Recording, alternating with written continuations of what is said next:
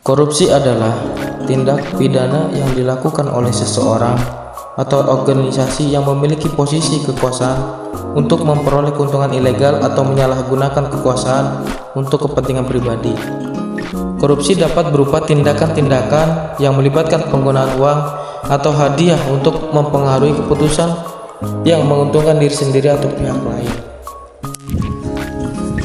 Studi kasus yang terjadi pada saat ini yaitu berita hangat tentang konser Lentera Festival yang diadakan di lapangan Kebon, Kecamatan Pasar Kemis, Kabupaten Tangerang pada Minggu 23 Juni 2024.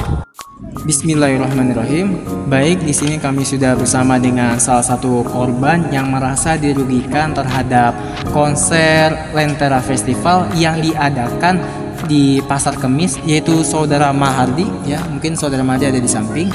Baik, mungkin dari kami ingin bertanya terhadap tanggapan saudara terhadap kasus tersebut. Ya, mungkin dari Saudara Mahardi dipersilakan untuk menjawab. Mungkin tanggapan saya mengenai kasus itu ya, saya sangat-sangat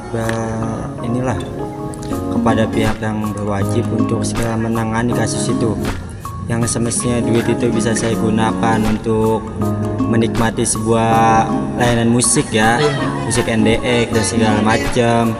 Tapi dengan kasus itu sebuah ketua panitianya itu membawa uang yang tidak bertanggung jawab lah.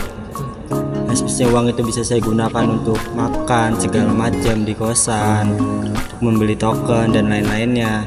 Tapi uang itu malah dibawa kabur lah oleh pihak yang tidak bertanggung jawab. Dan saya sangat mohon lah kepada pihak kepolisian dan segala macam untuk kasus itu segera ditangani lah. Karena banyak pihak yang sangat dirugikan oleh kasus itu. Baik. Dari Saudara Marhadi sendiri ada tidak pesan untuk generasi Gen Z agar tidak terjadi lagi bibit-bibit koruptor di masa depan? Jadi pesan saya mengenai Gen Z ini untuk tidak mencontoh lah kelakuan yang seperti ini. Dan saya sangat mintalah kepada Gen Z untuk selalu berpedoman lah kepada sebuah agama, sesuai agama yang dianut lah. Kalau Islam mungkin dia taat kepada Islamnya, kalau misalkan Katolik mungkin dia taat kepada agama Katolik. Untuk tidak melakukan tindakan yang sangat tidak manusiawi lah. Nah itu, terima kasih. Ya, mungkin sekian dari wawancara kami. Edukasi perempuan dan laki-laki anti korupsi.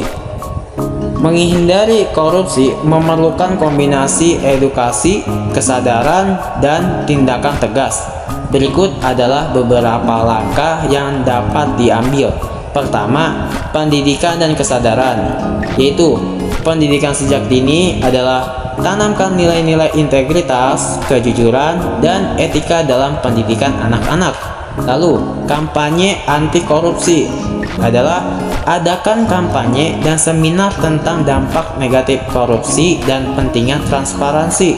Lalu yang kedua, regulasi dan penegakan hukum. Di antaranya peraturan yang ketat adalah buat dan terapkan hukum anti korupsi yang ketat dengan saksi yang jelas. Lalu transparansi dalam pemerintahan. Pastikan proses pemerintahan dan pengadaan barang atau jasa dilakukan secara transparan. Lalu pengawasan independen, yaitu bentuk lembaga pengawas yang independen untuk memantau pelaksanaan peraturan anti korupsi.